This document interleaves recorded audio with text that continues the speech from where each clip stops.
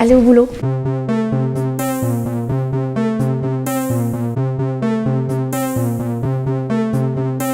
C'est Altered Carbon, c'est une série d'anticipation science-fiction où en fait les êtres humains, leur chair, leur corps a plus beaucoup d'importance et ce qui compte c'est leur âme qu'on peut télécharger d'un corps à un autre. Buffy, contre les vampires. Elle pose des questions assez intéressantes sur l'égalité homme-femme, sur le féminisme, sur les femmes, sur ce que c'est que le monde et plein de choses comme ça. C'est la résonance avec ce qui se passe actuellement, avec le présent, l'engagement parfois politique. Je regarde quand même pas mal de séries assez sérieuses, on va dire. Et c'est ça que j'aime en fait, c'est parler du présent sans en parler. Parler des problèmes de la société sans en parler, et je trouve ça assez bien fait. C'est malheureusement, mais sans hésitation, les Kardashians. You know, I wasted everyone's money, I wasted everyone's everything, and I feel bad. You don't think I feel bad? Les Kardashians, sous couvert de superficialité, sont les meilleures businesswomen que j'ai jamais vues. Elles ont réussi à créer un empire médiatique global et c'est des super productrices. Alors certes, le contenu est pas peut-être très intéressant, mais ouais, Keeping Up with the Kardashians, c'est mon plaisir coupable.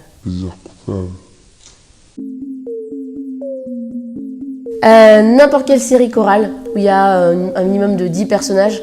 Comme ça, chacun peut choisir, que ce soit Game of Thrones, Battlestar Galactica, toutes ces séries un peu où après les parents peuvent choisir qui est le fils et le fils peut décider que non, c'est pas lui, il préfère tel personnage. C'est une série que je regarde en ce moment et que je trouve pas mal. Elle s'appelle Love, produite par Judd Apatow, qui est un peu le roi de la comédie aux États-Unis. Et elle est très très drôle. Sous couvert un peu pareil de comédie romantique, on parle aussi des relations entre potes. Ma directrice de recherche, Divina Fraumegs, je l'avais eu en cours sur les séries, en Master 1, et j'avais vraiment adoré ce qu'elle nous faisait faire. Elle nous explorait tout ce qui est aussi production et distribution, et pas juste la représentation dans la série. J'ai trouvé ça génial, et voilà.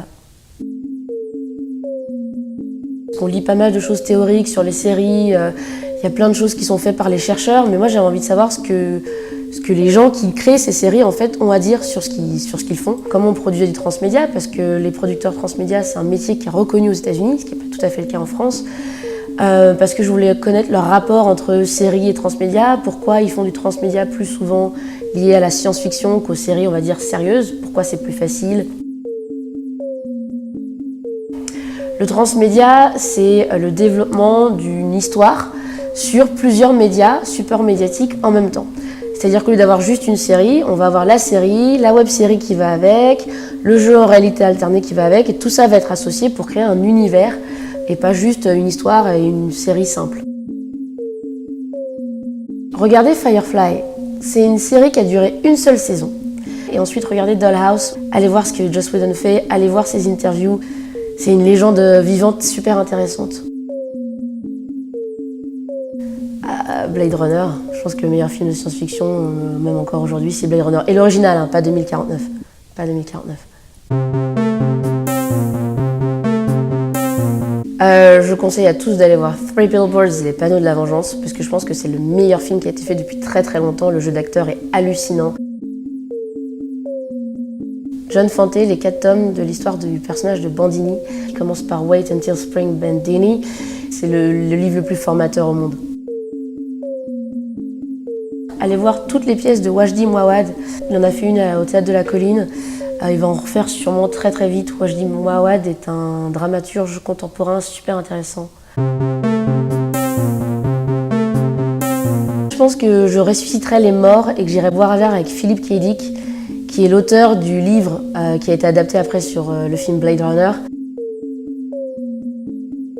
J'aimerais bien aller dîner avec Ridley Scott. Ça me permettrait de parler avec lui de toute sa carrière cinématographique de Thelma et Louise jusqu'à Alien Covenant et surtout de voir sa vision à lui de la science-fiction et du transmédia et plus précisément de comment il a réussi à reconstruire dans le métro parisien, dans une station fantôme, la cave qu'on voit dans Prometheus.